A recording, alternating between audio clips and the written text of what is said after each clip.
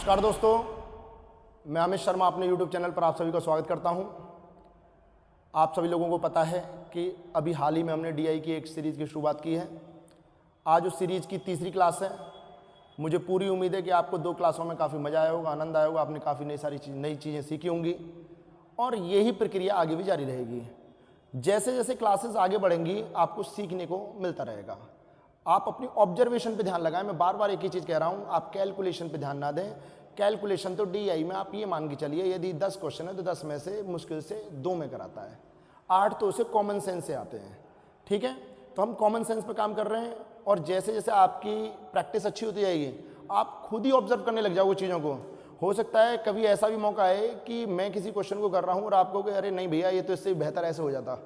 सच्चाई है, जैसी प्रैक्टिस होती जाएगी वैसे काम होता जाएगा आपका। ठीक है, चलिए बिना देरी करे आगे बढ़ते हैं। पाई चार्ट चल रहा है अभी हमारा, आज तीसरी क्लास है हमारी और आज के बाद की जो क्लास होंगी वो थोड़ी सी और कैलकुलेटिव होने लगेंगी। आज सामान्य स्तर की बढ़िया क्लास है, आपको सीखने को मिलेगा आज भी, लेकिन जो कल से क्लासेस आने वाली हैं उसमें आपको बहुत ही ज़्यादा सीखने को मिलेगा। ठीक है, तो इस प्रक्रिया को जारी रखें, सीखते रहें, बार बार जाने चीज़ों को। चलिए देखते हैं।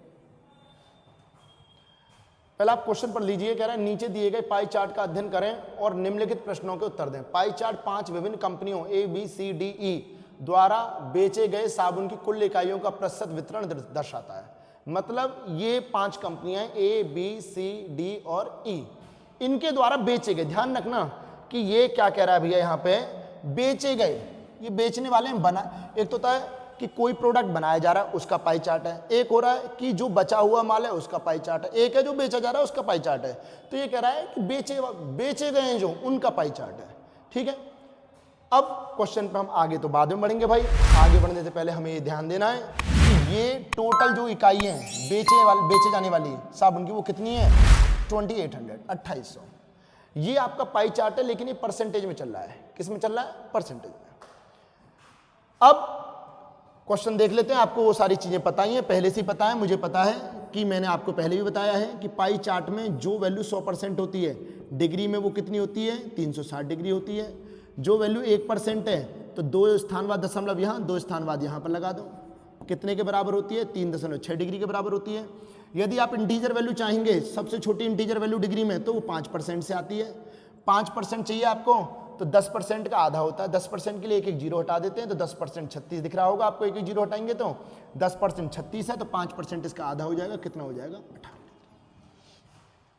ये तो मैं आपको हर पाई चार्ट में बताता हूं। ठीक है, अब आइए आप क्वेश्चन पे, ये क्या कहना चाह रहा है, ये आपको दिख ही रहा होगा, कोई दिक्कत नहीं, थोड़ा सा मिसप्रिंट है यहाँ पे। बी द्वारा बेची गई साबुन की इकाइयों ए द्वारा बेची गई साबुन की इकाइयों से कितनी अधिक या कम है। हमारा प्रोसेस वही रहेगा, पहले सामान्य स्तर की हमारी अप्रोच रहेगी, फिर उसमें कुछ कॉमन सेंस वाली अप्रोच रहेगी कि हम इसे स्मार्ट अप्रोच से कैसे करते हैं। इसने कहा बी द्वारा बेची गई साबुन की इकाइयां, तो बी ने कितने परसेंट साबुन बेचा है, 25%। आपको पता है ये 100 रुपए का डिस्ट्रीब्यूशन मान सकते हैं हम, परसेंटेज में जो 100 वही डिस्ट्रीब्यूट हो रहा है। 25% साबुन बी ने बेचे हैं। ए द्वारा बेची गई साबुन की इकाइयां, ए ने कितने बेचे हैं, 10% से कितनी अधिक या कम है, और वो भी परसेंटेज में नहीं, वैल्यू में। तो वैल्यू निकालनी पड़ेगी भाई इसकी। तो ये बताओ, ये 25% है, 10% है, ये वैल्यू इस वैल्यू से कितनी अधिक है, 15%। इसका मतलब बी ने जो साबुन बेचे हैं उनकी संख्या ए से ए के कंपैरेटिवली 15% अधिक है। टोटल का 15%, क्योंकि टोटल की परसेंटेज चल रही है। तो बी ने 15%, यहां से देखोगे डिफरेंस 15% है, तो 15% ज्यादा साबुन बेचे। यहां पे कितने का 15%, टोटल जो साबुन बेचे वो कितने बेचे गए, 2800। और बी ने ए के मुकाबले यदि परसेंटेज कंपैरिजन कर रहे हैं तो ए की परसेंटेज 10 है, बी की 25 है, 15% ज्यादा बेच दिए। परसेंटेज कैसे निकालते हैं, बटे में 100 करके निकालते हैं, 2 जीरो से 2 जीरो, 15 अट्ठे 120, 12 15 दूनी 30, 30 और 12 42। ये आपका आंसर आ गया। ये हमारी औसत दर्जे की एक अप्रोच है और आंसर टिक हो चुका है। मैं आपको हर बार बताता हूं, आप इसमें और क्या सोच सकते थे। आप ये मत कहना कि नहीं भैया ये तो छोटा सा ही क्वेश्चन था। ये अप्रोच आपको जब बहुत काम आएगी, जब ये कैलकुलेशन बहुत बड़ी बड़ी दिख रही होंगी, तो आप छोटे क्वेश्चन पे सीखो और बड़े क्वेश्चन में उस अप्रोच को एग्जीक्यूट करो, लगाओ। ठीक है, स्मार्ट अप्रोच क्या कहती है, देखो भाई, आप यदि यहां देखोगे बेचे गए साबुन की कुल इकाइयां 2800 हैं और ये परसेंटेज में चल रहा है सब कुछ। तो क्या मैं ये कह दूं, ध्यान सुनना, ये अभी मैं बताऊंगा बाद में, पहले यहां पे आपको समझा रहा हूं कि जो वैल्यू 100% है ना, वास्तव में वो 2800 के बराबर है। तो 1% का मान कितने के बराबर होगा? 28। और ये तो आपको मैं लिख के बता रहा हूं, लिखने की कोई जरूरत नहीं है। 28, 1% का मान 28। आपको दुनिया की कोई सी परसेंटेज निकालनी हो, वो कहने लगे ए बी सी ने मिलके कितने बेचे, ए और बी का अंतर बताओ, बी और सी का योगफल बताओ, बी सी डी का योगफल ए और ई के योगफल से कितना अधिक है कितना कम है, कुछ भी बोले चलेगा। तो सब परसेंटेज में, कितना अधिक कितना कम, कुछ भी कहे वो परसेंटेज में चलेगा। और परसेंटेज में चलेगा तो 1% की वैल्यू कितनी है? 28। इसके लिए 28 की मल्टीप्लाई होती रहेगी उसमें। 28 में क्या छुपा हुआ है? 7। क्या छुपा हुआ है? 7। इसका मतलब कोई सी दुनिया की परसेंटेज निकाले ना, इनमें से कोई सी वैल्यू निकाल दो, चाहे योगफल में, अंतर में, चाहे अलग अलग ए बी सी डी के मान निकालो, जितने भी मान आएंगे उनमें 7 मौजूद रहेगा ही रहेगा। इसका मतलब हर वैल्यू में 7 मौजूद रहेगा, यदि आप सबकी वैल्यू अलग अलग निकालेंगे। ये कह रहा है बी और ए के साबुन की इकाइयों का अंतर चाहिए। बी की वैल्यू में भी 7 छुपा है, ए की वैल्यू में भी 7 छुपा है, तो दोनों के अंतर में भी 7 छुपेगा। यदि कोई संख्या दोनों जगह मौजूद होती है, 2 स्थानों पर, तो उनके योगफल में भी मौजूद होती है वो, और उसके अंतर में भी मौजूद होती है। तो बी में भी 7 छुपा है, ए में भी 7 छुपा है, तो उनके अंतर में भी 7 छुपा होगा। क्या ये 7 से कट रहा है? नहीं। ये कट रहा है? यस कट रहा है। ये कट रहा है? नहीं। ये कट रहा है? नहीं। और खत्म। इसका मतलब है यदि मेरे कॉमन सेंस लगाऊंगा तो मुझे वहां से दिख रहा था 28 दिख रहा था मुझे, तो 28 में 7 छुपा है। ये किसी का योगफल किसी का अंतर पूछ ले भाई हमसे, यहाँ पे ये बात स्पष्ट हो गई। यदि इनमें से पूछ रहा है, इनमें से पूछ रहा है, तो एक बात बड़ी स्पष्ट हो गई है कि वो योगफल हो अंतर हो वो हमेशा 7 से कटेगा, और एक ही ऑप्शन था जो कट रहा था। ये हमारा एक औसत दर्जे की अप्रोच थी। दूसरी अप्रोच में मुझे उम्मीद है कि मार्कर या बॉल पेन चलाने की भी आपको कोई आवश्यकता नहीं है। चलिए आगे बढ़ते हैं। बी और डी द्वारा बेची गई साबुन की इकाइयों की औसत संख्या ए सी कॉमा है यहाँ पे, ए कॉमा सी और ई द्वारा बेची गई साबुन की इकाइयों की औसत संख्या का अनुपात ज्ञात करो। बी और डी का औसत, उधर ए और सी और ई का औसत। मैंने आपको दूसरी वीडियो में बताया था ये कि जब भी आपको औसत चाहिए होता है और अनुपात चाहिए, अनुपात स्पेशली बोल रहा हूं मैं, अनुपात चाहिए, तो परसेंटेज और परसेंटेज को कंपेयर कर सकते हो आप, डिग्री और डिग्री को कंपेयर कर सकते हो, और वास्तविक मानों को वास्तविक मान से कंपेयर कर सकते हो। लेकिन ये नहीं है कि इधर परसेंटेज और इधर डिग्री और आपस में काटाकूटी करो, ये नहीं संभव है। ठीक है, फिर वो अनुपात नहीं आएगा, वो मान आते निकल के। ठीक है, तो आपसे को बी और डी, बी और डी दोनों मिला के कितना है? 30 और 25, 55। और इनका भी क्या कह रहा है वो? औसत संख्या। तो औसत बराबर संख्याओं का योगफल बटे में कुल संख्या, यानी 2 कंपनियों की बात हो रही है, तो औसत आ गया इनका। दूसरी तरफ क्या कह रहा है वो? ए सी और ई, ए सी ई, इनका देखो भाई ये कितना आ रहा है? 30, 20, 50 और 10, 60। औसत चाहिए बटे में 3। देखते हैं, दोबारा एक बार देख लेते हैं, शायद कहीं पे कुछ गलती हुई है। क्या कह रहा है? ए सी ई कह रहा है, सॉरी ए सी ई कह रहा है, बिल्कुल बिल्कुल बिल्कुल ए सी ई। तो 20, 10, 30 और 15, 45। 45 ये योगफल है, और औसत चाहिए तो बटे में 3। मैंने आपको इससे पहली वाली वीडियो में सिखाया था कि यदि ये वैल्यू इससे न कट रही होती, इधर 3 भागता, इधर 2 भागता, और इन दोनों अनुपातों में 3 और 2 मौजूद होते। लेकिन ये यहाँ पे कट गया, इससे तो कोई बात नहीं भाई, हमें अनुपात चाहिए, कट गया तो फिर ऐसा नहीं होगा, या 15 आ गया। अब ये 5 से कट सकते हैं दोनों, 5 से काटो क्या आ रहा है? 11। 5 से काटो क्या आ रहा है? 3। ये 2 इधर भागेगा, नीचे कुछ है ही नहीं, तो क्या आएगा? ये 11 अनुपात 3 दूनी 6, और खत्म। 11, 6 ये रहा। अब इसमें आप स्मार्ट अप्रोच क्या रख सकते हो? What should be your smart approach? देखो भाई, ये मैंने आपको पहली वीडियो में सिखाई थी स्मार्ट अप्रोच, और वो यहां भी काम कर रही है। देखो कैसे, आप ये देखो, आप ये सोच सकते थे बी और डी द्वारा बेची गई साबुन की इकाइयां, बी और डी, तो बी डी, बी और डी, तो बी और डी का योगफल कितना है? 30 और 25, 55 बटे 2। अब दूसरा क्या है, हम इसे तो अभी निकाल भी ना रहे, कॉमन सेंस, क्योंकि अभी तो आपको ये आसान लग रहे हैं, वैल्यू छोटी है। जब ये दशमलव के 3-3 स्थानों तक भागने लगेगी ना, आप यकीन मान लो आपको बहुत टाइम लग जाएगा। तो आप सीखें, ये ना कि भैया अरे ठीक है, ये मुश्किल से 15 सेकंड ही तो बढ़ रहे हैं हमारे ना, कुछ नहीं, यहाँ सीखो, जहाँ कैलकुलेशन बढ़ेगी ना, हो सकता है कल या परसों में जो वीडियो आएगी उसमें आपको दिख जाएंगी सारी चीज़ें, अप्रोक्सीमेशन क्या होता है, तो समझो इन चीज़ों को, एनालिसिस करो। यहाँ पे 55 मौजूद है, इसका मतलब इधर की साइड में जो भी वैल्यू आएगी वो ऐसी आएगी जो 55 को काट दे, क्योंकि वो 55 से कटने के बाद ही बनी होगी। ये मैंने आपको पहली वीडियो में सिखाया था यानी 55 का कोई गुणनखंड ही आ सकता है इधर की तरफ, इधर वाली वैल्यू के लिए इधर का गुणनखंड आएगा। ठीक है, अब आप ये बताओ 55 है, क्या 55 11 से कटता है? हाँ जी कटता है। क्या 55 7 से कटता है? हो ही नहीं सकता। 55 4 से कटता है? हो ही नहीं सकता। 55 13 से कटता है? हो ही नहीं सकता। और खत्म। आपको लग सकता है कि अरे ठीक है एक वैल्यू लिख के काटाकूटी कर लेंगे हम इतनी जल्दी। मैं बार बार आपसे कह रहा हूं, आपने दोनों वैल्यू लिखी थी, मैंने दोनों भी नहीं लिखूंगा, मैं इसमें इतना देखूंगा 30 25 55 2 55 आ रहा है, यानी 55 कटेगा पहली वैल्यू से, खत्म। आप दोनों वैल्यू लिखोगे, काटाकूटी करोगे, एडजस्ट करोगे, तब जाके यहाँ पहुंचोगे। 1/3 का अंतर रहेगा टाइम में। चलिए आगे बढ़ते हैं। बी और डी द्वारा मिलाकर बेची गई साबुन की इकाइयों का केंद्र कौन है? बी और डी, तो देखो इसकी कई सारी अप्रोच है। बी और डी का कुल मिला के परसेंटेज क्या है? इसमें एक से एक बढ़िया स्मार्ट अप्रोच बताऊंगा, आप बस बने रहना, पूरा देखना। ऐसा नहीं कि यहां पे देखा जल्दी से आंसर फाइंड आउट किया, वीडियो आगे बढ़ा दी। इसमें 3 तरीके बताऊंगा आपको, बहुत एक से एक बेहतरीन। इससे पिछली वाली वीडियो में भी सिखाए थे, उसे भी करेंगे और भी करेंगे, देखना। बी और डी का परसेंटेज मिला के कितना आ रहा है? 55%। ठीक है, हमें एक चीज पता है जी, एक तो हमें यह पता है कि 1% का मान इतना होता है और 5% कितना होता है? 18।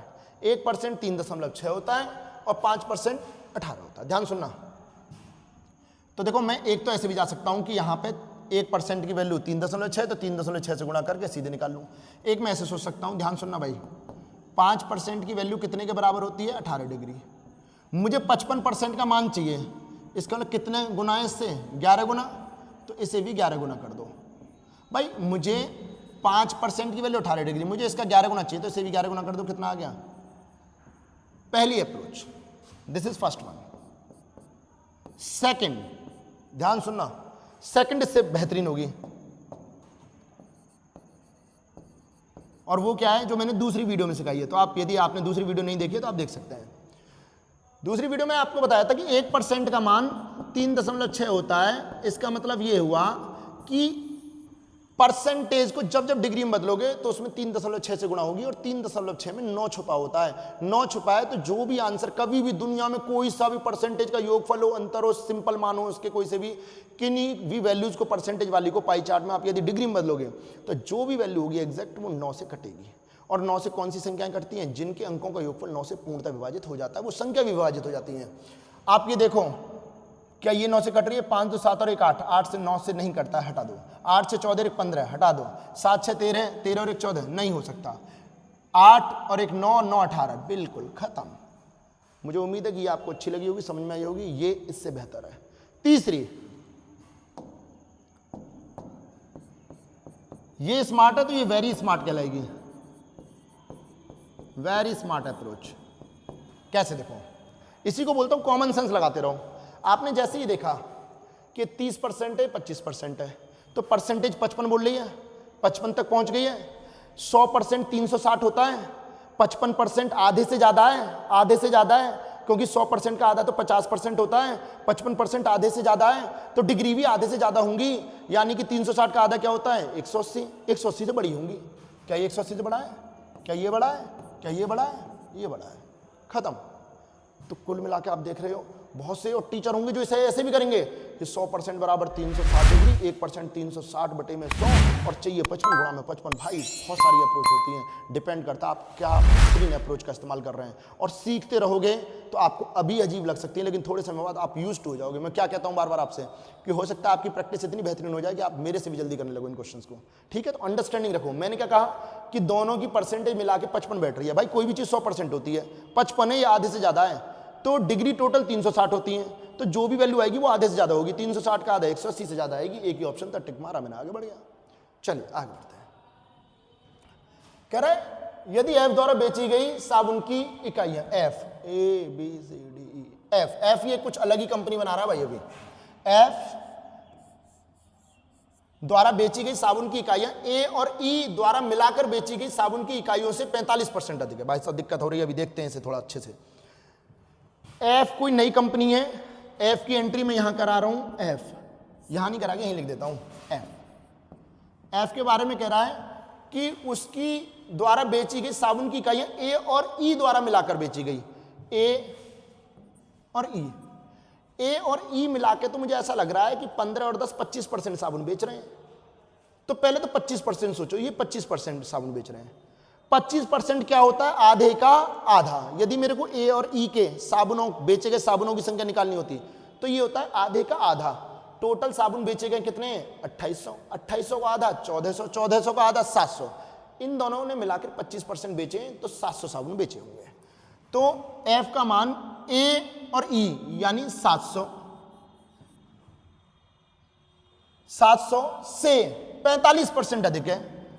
तो किसी भी चीज में कोई 45% अधिक हो रही है तो कैसे निकालते हैं? 145% हो गई वो। भाई कोई चीज अपने आप में 100 है, दूसरी चीज से 45 ज्यादा है, तो वो 145% ही तो होगी। तो ये 700 आए ए और ई के, ये किसके आए? ए और ई के। और एफ का मान उनसे 45 ज्यादा यानी 145% है। और 145% को भिन्न के रूप में कैसे लिखते हैं? बटे में 100। ये आगे भैया नई कंपनी द्वारा बेचे गए साबुनों की संख्या। मैं एक बार फिर से बता देता हूं। ए और ई ने मिला के 25% बेचे थे। 25% होता है आधे का आधा, 2800 का आधा 1400 का आधा 700। तो ए और ई ने 700 साबुन बेचे होंगे। 700 का से 45% ज्यादा बेचे एफ ने, तो 45 ज्यादा का मतलब 145%, मतलब एक गुणा में 145 और बटे में 100। वो कह रहा तो एफ द्वारा बेचे गए साबुनों की संख्या, यानी ये सी और डी द्वारा बेचे गए साबुनों की संख्या। अब सी और डी आ गए भाई।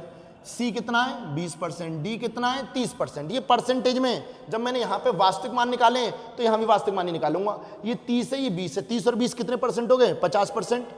तो टोटल साबुन है 2800। इन्होंने 50% बेच दिए। 50% क्या होता है? जस्ट आधा। 50% क्या होता है? जस्ट आधा। तो ये कह रहा है एफ के साबुन सी और डी से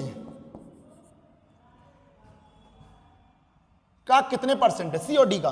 तो ये 50% का मतलब कितना आया? 1400।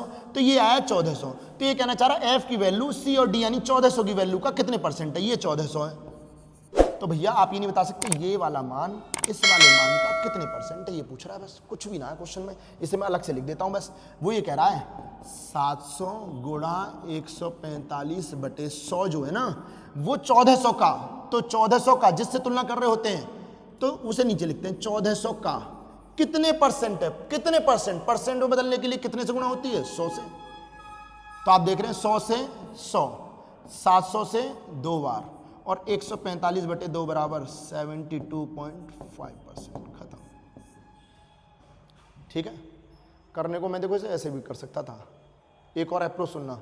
मुझे ऐसा लगता है ये 45% ज़्यादा है, कोई भी चीज़ 45 ज़्यादा है तो इसका मतलब 145% रही होगी। ऊपर 145 आया होगा, 145 आया है, इसका मतलब 145 किससे कटता है? 5 से और 29 से। 29 पंजे 145 होता है। तो जो भी आंसर आएगा, 5 तो कॉमन है, सारी वैल्यू कट जाती है 5 से। जो भी आंसर होगा वो 29 से कटेगा, कटेगा 29 से। आप इसे देख लो, नहीं तो 29 से कटेगा यदि ये ऑप्शन है।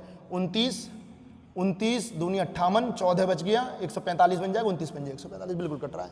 बाकी इनमें आप देख लेना 29 का पहाड़ा स्ट्रॉन्ग होना चाहिए आपका। यदि 29 का पहाड़ा 29 का टेबल आता है आपसे तो आप इसे डिवाइड करके देखना। एक ही ऑप्शन जहाँ हो सकता है एक आध भी हो तो फिर सॉल्व करना पड़ेगा, अदरवाइज यदि एक ही है तो सीधे टिक लगा के आगे बढ़ेंगे। ये मैंने क्या सोचा, ये 100 है, ये 45 ज़्यादा है तो 145% रहा होगा, 145 में 29 छुपा हुआ, आंसर 29 से कटेगा।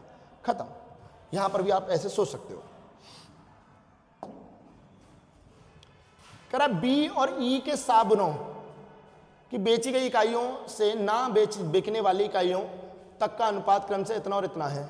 बी और ई एक साथ निर्मित साबुनों की कुल इकाइयां जिसमें बिकी हुई भी हैं और बिना बिकी हुई भी ज्ञात करनी है। वैसे क्वेश्चन तो ठीक है ये। इसमें एक तो रहेगी हमारी कॉमन अप्रोच, कोशिश करेंगे। एक यदि सब कुछ सही रहा तो हम यहाँ पे हो सकता है एक क्या लगा दें, स्मार्ट अप्रोच। हो सकता है स्मार्ट अप्रोच काम कर भी जाए और ना भी करे, देखते समय बताएगा। क्योंकि मुझे दिख रहा है कुछ कुछ यहाँ पे, कुछ कुछ इनमें दिख रहा है वैल्यू। फिर भी देखते हैं, पहले डिटेल पे जाते हैं। बी और ई, बी की बात चल रही है और ई की बात चल रही है। इनमें से बेची गई यानी बेची गई को जो सेल हो चुकी है वो, और ना बेची गई यानी नॉट सेल या रिमेनिंग कह सकते हो आप उन्हें। तो बेची हुई और ना बेची गई, सेल वाली और जो ना सेल हुई है, जो नहीं हो पाई है सेल, उनके यदि मैं जोड़ दूं तो टोटल आ जाएगा। ठीक है। इनका जो अनुपात है वो क्या बता रहा है यहाँ पे, ये तो अनुपात है, बी में वो अनुपात है 7:5 और ई में वो अनुपात है 3:1। ध्यान सुनते रहना भाई। ई में क्या है वो 3:1। भाई हमारे पास में तो सिंपल सी बात है, एक ही चीज, क्या हमारे पास में तो जो वैल्यू है ना वो बेची गई वैल्यू है। ध्यान सुनना, बी की भी, ई की भी, ए की भी, सबकी बेची हुई वैल्यू की परसेंटेज है और बेची गई टोटल संख्या है। तो बेची गई यहाँ पे 7 है, बी की बेची गई यहाँ पे निकाल लो। बी की बेची गई कितने परसेंट है? 25। 25% क्या होता है? आधे का आधा। तो 2800 का आधा 1400, 1400 का आधा 700। तो बी ने 25% बेची, मतलब 700 बेची है। लेकिन यहाँ क्या दिख रही है? वो 7। इसका ना जो मुझे 7 दिख रहा है ना वो वास्तव में बी के लिए कितना है? 700। यदि 7 का मान 700 है तो 1 का मान 100 और 1 का मान 100 है तो 5 का मान 500 और 5 का मान 500। तो इसने 700 साबुन तो बेच दिए, 500 इससे ना बेचे गए, तो मिला के टोटल कितने बन गए? 1200। ये किसके लिए आए? बी के टोटल। ई पे आ जाओ, ये ई के बेचे हुए और ये ई के लिए बेचने वाले का चार्ट है। ई ने कितने परसेंट बेचे? 15%। 15% निकालना है, 2 जीरो हटा के 15 से गुणा कर दो। ठीक है जी, तो 15 × 120 जीरो और 15 × 30 और 12 420। ये तो हमने पहले भी निकाला था मेरे ख्याल से, बिल्कुल। तो ये तो सीधे सीधे आ गया भाई हमारा। 15% का मान कितना आ गया है? 420। 420 आ चुका है। यानी जो बेचे हैं ई ने वो 400 बेचे हैं, लेकिन यहाँ ई ने कितने बेचे हैं? 3। इसका मतलब जो मुझे 3 दिख रहा है वास्तव में वो कितने के बराबर है? 420 के। 3 बराबर है 420, तो 1 की वैल्यू कितनी आएगी? 120। 120 नहीं 140, सॉरी 120 नहीं 140। 3 से काटोगे 140, 1 की वैल्यू 140। तो टोटल मिला के कितने? 420, 140, 560। ये किसके द्वारा बेचे गए आगे? ई के। भाई आप चीज़ों को ऑब्जर्व करो, ये डिटेल मेथड और डिटेल में भी थोड़ा सा बेहतर मेथड बता रहा हूँ, फिर स्मार्ट अप्रोच रहेगी। आपने देख लिया तो टोटल कितने बेचे? यहाँ 1200 बेचे, यहाँ पे 560 बेचे। कुल मिला के बी और ई ने कितने बेचे? 12, 5, 17, 1760। 1760। एक बार फिर से बता देता हूं, बी के बेचे गए 7 हैं, ना बेचे गए 5 हैं। ई के बेचे गए 3 हैं, ना बेचे गए 1 है। बेचे गए हम वहां से निकाल सकते हैं। बी ने कितने बेचे? 25%, आधे का आधा, 1400 का आधा 700। तो बी ने 700 बेचे, लेकिन यहाँ ये 7 दिख रहा है, तो जो 7 है वो 700 के बराबर है। तो 1 की वैल्यू 100, तो 5 की 500, टोटल मिला के 1200। यहाँ ई ने 15% बेचे, 15% का मान 2800 का 15% निकालोगे 420 आ गया। ये 3 की वैल्यू है, 3 की वैल्यू 420, 1 की वैल्यू 140, तो टोटल मिला के 560। तो ये बी के टोटल साबुन बेचे गए और ना बेचे गए और ई के टोटल साबुन बेचे गए ना बेचे गए, उनका योगफल कितना आ गया? 1760। आ जाते हैं जी इस पे जिसका आपको इंतजार है, स्मार्ट अप्रोच। देखते हैं क्या है। आप मुझे ये बताओ, मुझे ये ना पता कि भाई जो वैल्यू है, जो वैल्यू आपकी यहां से जाएगी, ध्यान सुनना भाई, ये जो वैल्यू आएगी यहां पे, ये 1 का मान यहाँ कुछ और आएगा, यहाँ कुछ और आएगा अनुपात में। आप देख भी रहे हैं अलग अलग आ रहा है। यहाँ पे 1 का मान 100 आ रहा है, यहाँ पे 1 का मान 140 आ रहा है, अलग अलग अनुपात आ रहे हैं। मुझे नहीं पता इनमें एक एक के मान क्या आएंगे, लेकिन एक चीज बताऊं, जो भी वैल्यू है यहाँ वाली ये 7 की फॉर्म में रहेगी, 5 की फॉर्म में, तो जो भी आंसर बना होगा इसके लिए वो 12 का मल्टीपल रहा होगा। 12, ये जो पहली वाली वैल्यू है यहाँ से 12 रहा होगा और 12 का मल्टीपल, यानी कुछ भी हो सकता है, वो एक्स वाई जेड कुछ भी मान लो, यहाँ 12 का मल्टीपल रहा होगा। ध्यान सुनना, ये वाला कितने का मल्टीपल रहा होगा? 3 और 1 4, इसका योगफल 4 के मल्टीपल की फॉर्म में रहा होगा, तो 4 से तो कट रहा है। देखो इसका योगफल 12 का मल्टीपल रहा होगा, इसका योगफल जो आएगा वो 4 का मल्टीपल रहा होगा। जब मैंने जोड़ूंगा, अब यहाँ पे हो सकता है 1 की वैल्यू कुछ और आए, तो यानी ये कुछ और जाए, यहाँ 1 की वैल्यू कुछ और आए, लेकिन ये बताओ दोनों में 12 और 4 से गुणा हो रही है कि नहीं? आप ये मान के चलो, ये 12 x है, ये 4 y है, तो ये बताओ क्या मैं इनमें से 4 कॉमन ले सकता हूँ? जब मैं 4 कॉमन लूंगा तो यहाँ पे कुछ बच जाएगा, 4 तो बाहर आ जाएगा। इसका जो भी आंसर बनेगा वो 4 से कटेगा। कितने से कटेगा? 4 से। और कौन सी संख्या 4 से कटती हैं? जिनके अंतिम 2 अंक 4 से कट जाते हैं। तो बताओ ये कट रही है? नहीं, ये नहीं कट रही बिल्कुल भी। इसके अंतिम 2 अंक ना, इसके अंतिम 2 अंक ना, खत्म। वैसे भी 3 खत्म हो गए तो यही होगा, कट रहा है बिल्कुल। दोबारा देख लो, मैंने कहा इसका टोटल जो है 7 5 12 है। 12 एक्स लिख रहा हूं मैं, क्यों? क्योंकि इसकी 1 की वैल्यू मुझे नहीं पता यहां क्या चला होगा अनुपात में। इसका योगफल 3 और 1 4, 4 वाई, 12 एक्स 4 वाई। इनमें से कुछ कॉमन लेना चाहूं, बेशक एक्स और वाई अंदर रह जाए मुझे नहीं पता, लेकिन बाहर 4 तो आएगा, आएगा कॉमन 4 आएगा। नहीं तो यहां से भी देख लेना, 4 तो कॉमन ले ही सकते हो बड़े आराम से। आपने लिया 4 कॉमन, इसका जो भी आंसर बनेगा वो 4 के मल्टीपल रहेगा, बेशक इसकी वैल्यू कुछ भी रहे एक्स और वाई की, हमें मतलब ही नहीं, फ्री कर दिया हमने एक्स और वाई को। आंसर 4 का मल्टीपल होगा, हमने यहां से उठाया और उड़ा दिया इसे। मुझे उम्मीद है कि इन सारे प्रश्नों में आपको काफ़ी मज़ा आया होगा, आपने काफ़ी सारी चीज़ें सीखी होंगी। इसी तरीके के और वीडियो पाने के लिए आप हमें सब्सक्राइब करते रहें, सपोर्ट करते रहें और टेलीग्राम चैनल पर जाकर इसी क्वेश्चन की PDF को डाउनलोड करें। जय हिंद और जय भारत।